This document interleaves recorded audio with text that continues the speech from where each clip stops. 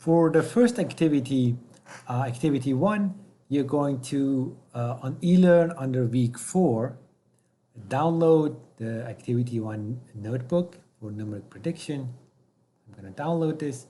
And there are some, so the 50 startups data set, you've downloaded this in the getting started with Colab. But just in case you have not uploaded to Google Drive or you don't have it, you're going to download this file, 50 startups. So this one is going to be, so some input, so it's basically just one line. We're going to download this as well.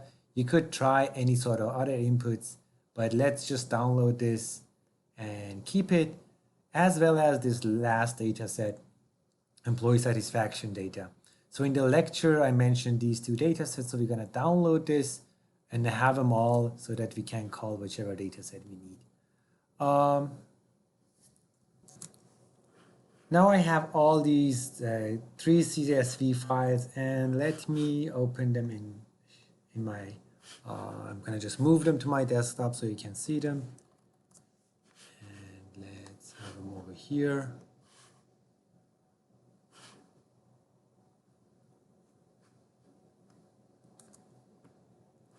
So this is going to be the Python notebook. Just let's take a quick look. So the 50 startups is, I'm just going to open it in Excel. It's a CSV file, so it stands for comma separated values. So this is the data set. We're going to use it in Python. So let me zoom in a little bit. R&D spending, administration spending, marketing spending, and state. And this is the profit. I'm not going to save anything. And 50 startups new input.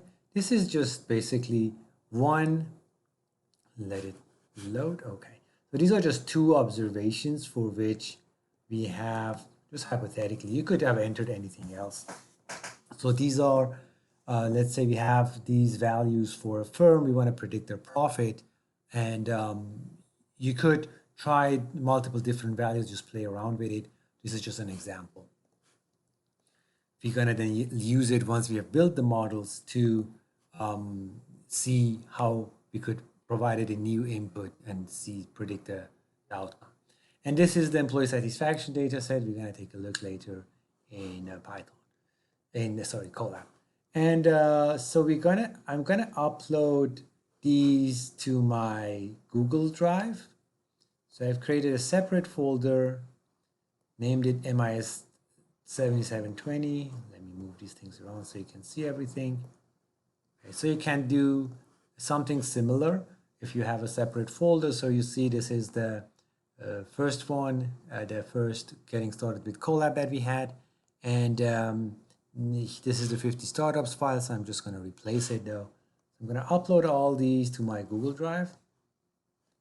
And I'm going to update the existing one, just that we are to make sure we're on the same page.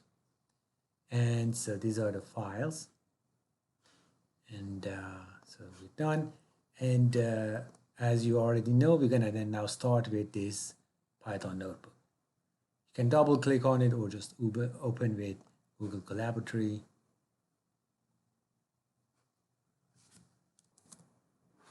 So now let's get started. Let me maximize and zoom in a little bit so you can better see my screen. Okay.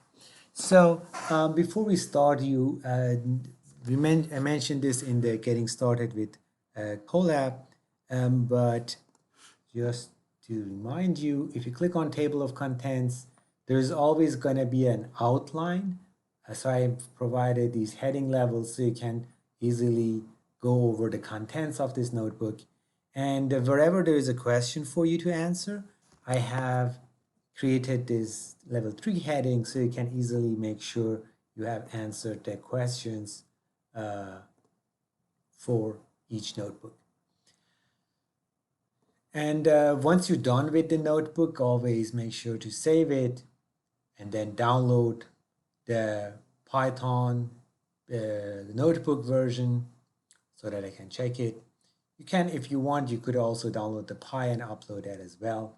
But so that's what once you're done with the notebook. So I'm going to keep this visible. Let me just move it around a little bit. So this notebook, we're going to doing a practice, doing an exercise on numeric prediction. So we are going to first load the 50 startups data set. And so there are two ways you could do it. One is to upload the file to your root folder. I'm going to go over here. So it's connecting to runtime, as you see. And I could click on here, upload it directly, that 50 startups file, to my to the currently working session. If you tried it last time and connected your Google Drive, so if you would click on here, let me run this. So I would need to go to this link as we did last time and allow it access. So this way we're going to have access to everything in our Google Drive. We can then just pull the data files from, and then Control V, paste it over here, press enter. Okay, so now the content, everything is in, you can access it from, let me go take a look at it. Okay, if you just press refresh, it's going to show up. So drive, my drive, MIS7720. So you have to browse this location. You see over here in this line, it points to whatever file I want to load. So in this case, it's going to point to, if you have, similar to what I've done, if you have created a MIS7720 in your root folder in Google Drive and put the 50 startups and other CSV files in here, you should be able to, by running this, it should load. If you have put it in another folder, just change this path to wherever you have the file so that you can load it. Again, alternatively, you could, let me go back, here. You can just click on upload to session storage and then just point to wherever that CSV file is. Say in my case, it's here. Click, and it reminds you once you start a new session, this is basically gone. So I have it here as well. Once you've done this, you could also run this cell and load it. So right now this would load, and this is loading it in from the Google Drive. So whichever way you go, I just provided both options so that we go over how we can load the data. So load it using one of these ways. Now let's take a look. So this dataset.describe is going to provide descriptive statistics on the data frame. And by the way, I forgot to mention it. You notice here we have used the pandas library that we were talking about in session. We mentioned talking about platforms and software. So we're using the panda library and creating a panda data frame here. We name it dataset. So this is the summary statistics, mean, standard deviation, min, max, the quartiles. And for R&D spending, administration spending, and marketing spending, and this is the profit. So let's do some visualization, explore the dataset. And just to remind you, the task we're going to work on is we want to predict profit given these inputs. So that's what we're going to eventually do. But before we get into that, let's do some visualizations and see how our data set looks like. So I'm going to use the Seaborn library over here. So the Seaborn library. And for those of you who are interested to code it from scratch, I just I've prepared these notebooks so that you wouldn't need to do it, but you could easily go and change some parts of the code to see how it works or explore it further. So what's happening here is we are importing this library and giving it a name. So that's what this means. So import Seaborn, name it SB. If you're using some other name, the only difference would be you would need to use that same name to refer to it later on. So here I've used Seaborn. So throughout this notebook, whenever I do SB, it knows that I'm calling the Seaborn library. And so this is a good time to go back into that slide we had in the lecture, in lecture 6. So quick note on Python. So we have classes. That is going to be the model of whatever we want to build. Objects, that's an instance of a class, and methods. that we can use on the object to complete a specific action. For example, here, when we say SP this plot is a method for the SP object. And here we are calling Seaborn as an object for this class. So we're initiating an instance of it. Just a quick note on these Python things here. So if we run this, it's going to create a distribution plot. We can hide the warning. Let me run it again. Okay, this is, so the new version, it says is deprecated. So we're going to use something else later on. So this is showing us the distribution of R&D spending, and it's also, this line here is the density plot. Basically, it shows you the distribution of the variable. And now let's do it also for administration and marketing spending. So when you do it like this, it's going to plot them both on top of each other. Let me comment one of them. So if you add a hashtag in front of any line, it's going to change it to a comment. It's not going to run it, basically. When we run it again, just, okay, this is marketing spending.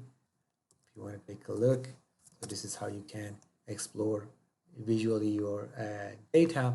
And you notice the format here that we're using. So the data set is this data frame. And then in these brackets, you can mention which variables you want to select. So basically here, if you're selecting the R&D spending variable from this data set.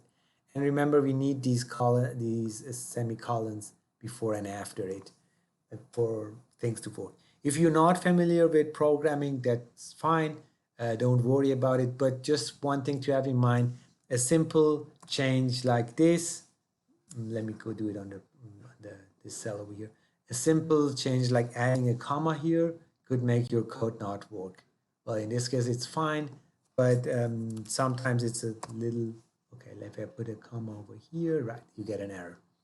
And sometimes you might accidentally add something to the cells, and if you take a look again, you will figure it. It could sometimes be simple things like an extra character or something that's throwing off your code. Okay, so these are the histograms, basically the density plot for these variables. Now let's explore a couple other tools. We have this, let me clear this outcome, okay. So we have the marketing spending, and let's take a look at the first couple of rows of this data set. So to do that, we can, I'm just gonna change this, or let's do another new cell. So I'm going to click here, a new cell, and then do data set dot head. This is going to show me the first five rows of this data set. Let's run it. So since state was a categorical variable, it can't calculate some descriptive statistics for it, but we have a state variable as well here. So now this one is going to do what's called a violin plot, and it's basically creating these density plots for this variable and grouping them by state. So you can think of it as, so this was density plot for R&D spending. If you would rotate this 90 degrees, it's going to be this. But now it does it separately for each of the states. So it's going to, you can specify what categorical variable you want to group these by. And we can also use a box plot to compare the R&D spending. So the box plot is going to use the mean, and then these are basically calculated quartiles and standard deviations for the average R&D spending across these three states. So next, let's explore a scatter plot of marketing spending versus profits. So on the x-axis of the scatter plot function method from Seaborn creates nice scatter plots for you. So here I'm doing the x-axis, I'm putting the marketing spending, and on the vertical, on the y-axis, the profits.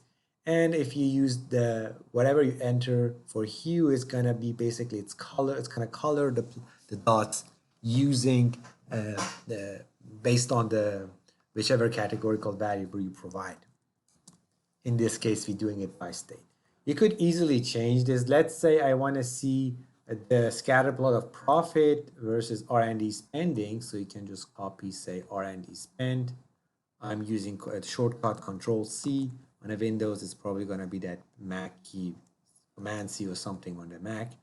So Control-C, and I'm going to replace this marketing spending. Just highlight it in your cell. And now let's run this again. Okay, see, we have a very, it turns out, it seems like we have a very interesting linear relationship between these two. And let's see how our model is going to pick this up. This is just, let me do two first rows, just taking a look again at your data set, how it looks like the data frame. So now we are going to prepare our data for the model building. So what we're going to do is we are going to, this is the whole data set. We're going to separately keep the profit variable as our outcome, y, and keep the rest as our inputs. So how we're doing it, we're going to say data set profit. So this is basically going to be, let me create a separate code cell so I can show you what is happening here. So if we just take this part and run it, you see it's printing just the profit column out of this data set as a column. If I would remove one of the brackets, the reason I'm not doing it, it would just keep the values. So this is, I'm doing it this way because I want to keep it, I want to maintain the data structure when I build the model so that the same observations for the basically the mapping of row 0 observations for X correspond to the same Y observation. And what this is going to do, it is, and here in this line, we're basically saying whatever you saw up here, just name it Y. So Y is going to be this, what you look at over here. And this one is going to just drop. Let me copy it over here just to show you what's happening. So here we're just dropping the profit, keeping the rest. You see? And this is going to be our X's. So we're going to name it X. And I have put these, added a hashtag. So these lines are comments. We can come back to them to do other things later on. So another thing, just as a side thing with working with Panda data frames, if you want to point to a specific row and column in a data frame, you can use this command. Let me paste it in this code again. It's commented out here. So what ilog does, it's gonna, and by the way, let me see if I have it active. So once you, so the good thing with here in Colab is once you have a, say, typed in an object, then dot, that basically shows me the possible methods I can use on this object. So if I do ilog, you see it pops up. And if you click on it, it's just going to select this. And once you do, once I open parentheses, it's going to show me basically what's the syntax for using this specific method. So ilog, what it does, it's returning data point at a specific row and column location. So if I do 0, 3, it's going to get me this. 0 is first, row 0, 1, 2, 3, it's going to return me this value over here. Oh, sorry, the column's index starts from 0 as well. So 0, 1, 2, 3, the state New York. If I do 1, 3, or 1, 2, I'm going to get this value. So this is just for your, in case you're curious, this is how you could return a specific value from a row and column. Okay, so here, once we run this, we're going to have X and Y. So just take a look again. So this is our X. Let me do it for Y. This is the Y. So one thing we want to do is, so remember we were talking about in the in the lecture about data preparation. So it was over here, the pre-processing. So we said sometimes we need to encode categorical variables with multiple levels. So this is the case for state. So it has 3 levels: New York, California, Florida. But in some tools, you could just provide this as an input. It would automatically convert it. Here, we're going to do it ourselves. And this is what's happening in this line. So first, let's just show you what happens. So this get dummies. So PD is again pandas, and get dummies is a method that is provided by this library. So what this does is going to take this as an input, the X state variable, and create corresponding dummies. So let's see how it does it.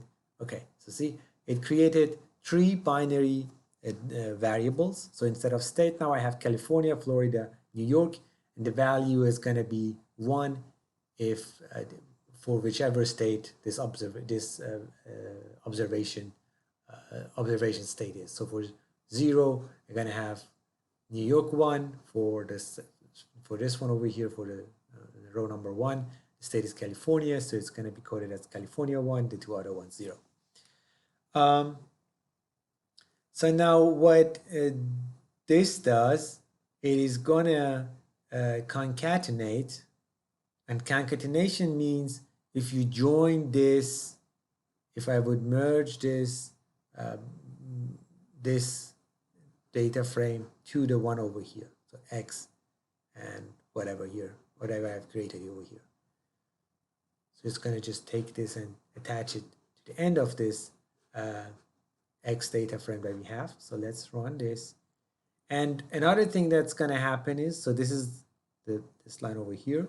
So let's take a look. So you see I have compared it over here: R&D spending, administration, marketing spending, and state, and the 3 dummies. Though it also dropped, let me do that again just to show you all the steps. So I'm going to comment out that second line, run this again. Okay, now it doesn't. I have to recreate it because I've lost that variable. Let's do that again. Okay, so that line was just concatenating these 3 with here, but I don't want to have state and these, both of them. So that second line was basically just dropping the state variable and keeping the rest. So let me just run this line because I don't want to concatenate it again with these dummy variables. Okay, and that's one thing to keep in mind if you rerun some of the cells. So this cell, for example, is concatenating. So let's take a look at it. It's concatenating the X with the dummy encoded states and then dropping state. So if I would now rerun this, it would give me an error because I have dropped the state variable. So just have this in mind. And now we have our X. Let's take a look again. Yep, this is our X variable. And now we're ready to do the train and test split. So we are going to split the data set, both the X and Y, keep 20% for testing, and then the rest we're going to do the training on. So basically, we're going to train our models on that 80%. So this line is using from the sklearn. So remember, we talked about this briefly in frameworks and platforms in lecture 5. So we're going to use the model selection part of sklearn. And from this, we are importing the method called train test split. So what this train test split does is, here I'm using it, it is taking as input. So let me do some. Let me comment out this line so it doesn't create these data sets. Just run it so I can import the library to show you what it does. So let me copy this method. So if I do dot, oh no, just do this, let's say. Okay, so it shows you what so it accepts as input sets of arrays. So array basically is a series of So these could be arrays, and the y, the x's. And let's point to over here.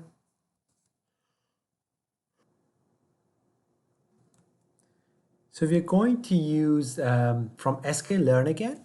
We are calling the linear models from linear models library. We're importing the linear regression, and what this line here does, it's initiating a linear regression instance and naming it lin underline reg.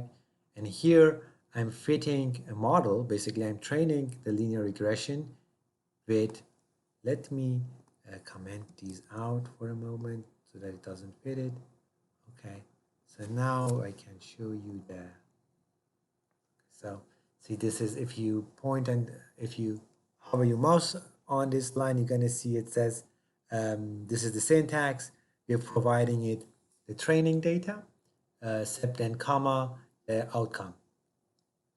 And here we don't have weights, but sometimes we do it if the observations are not weighted the same, so they have different weights, then you can also provide weights here. So once we run this, so it's going to, maybe it's not a bad idea. Let me have a separate model. So here, that's what we're doing.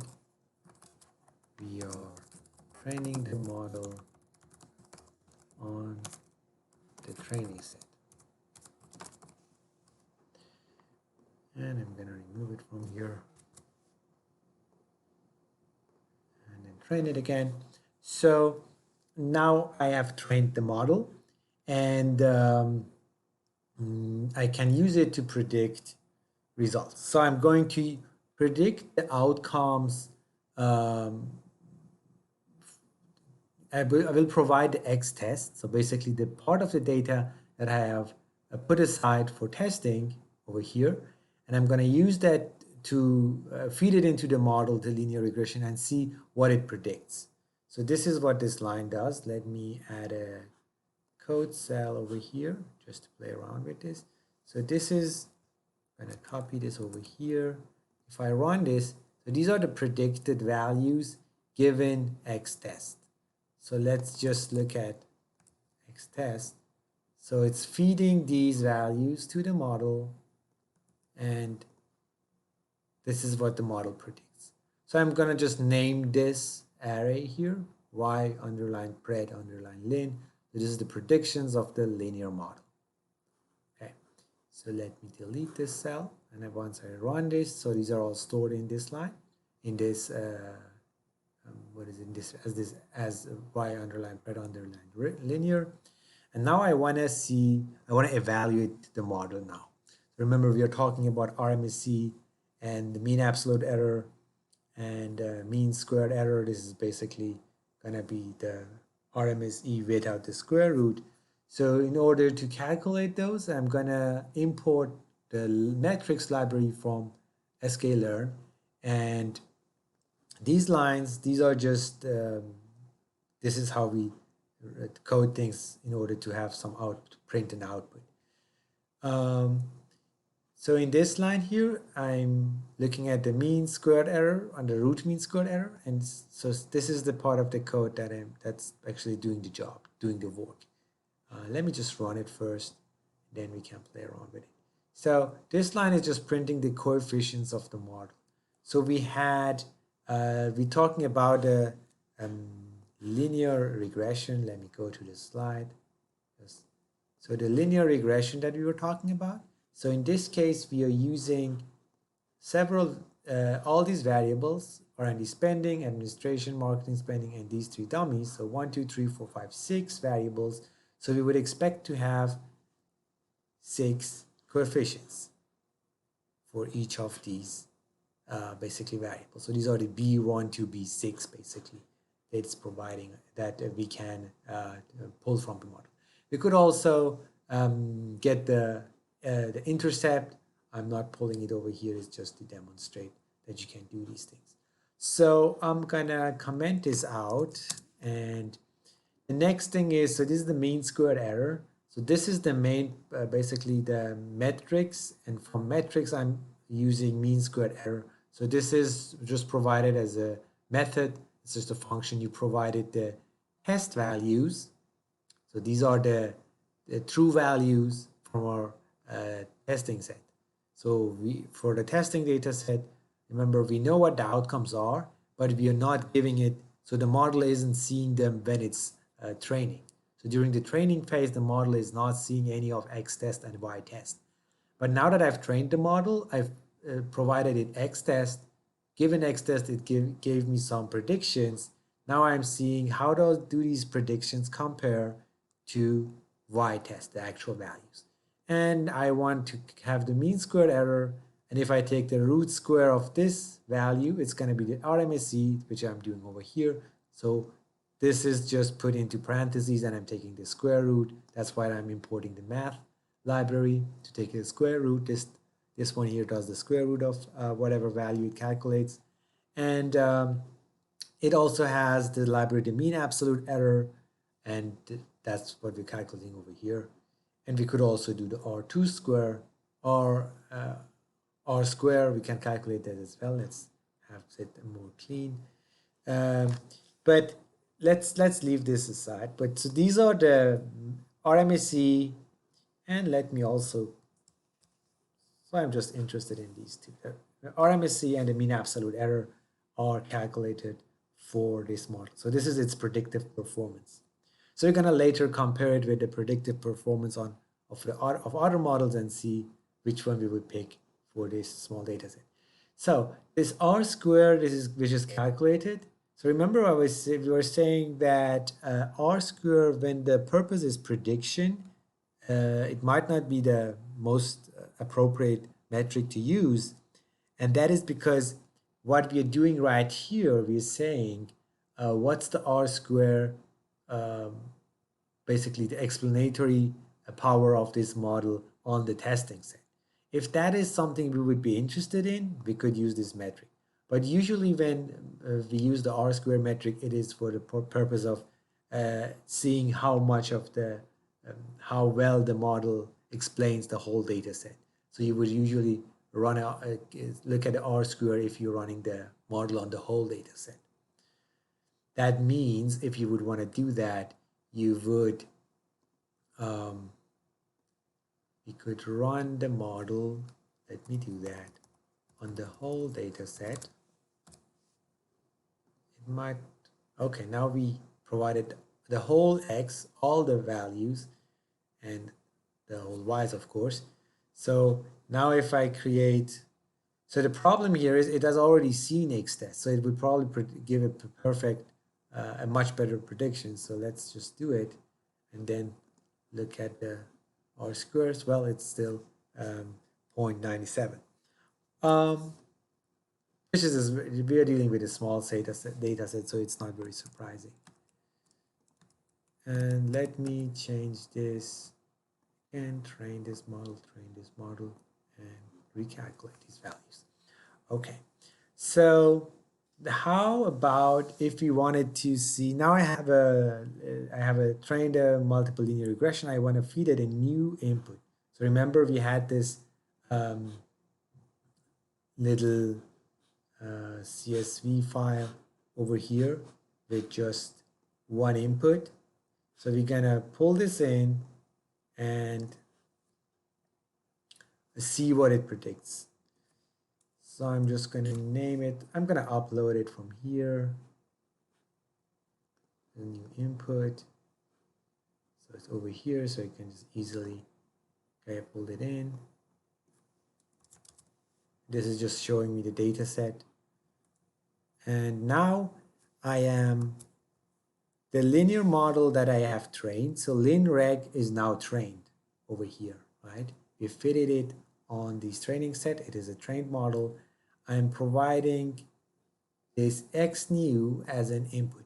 One thing to have in mind is that whenever you train a model, the new input that you provide to it, if you want to do any prediction, it has to be in the same shape of the X data set that you have used to train it. It's a technicality, but just to keep in mind in case you want to use this later on for other things you want to do. So if I do this now, so it gave us an error, and let me do that again.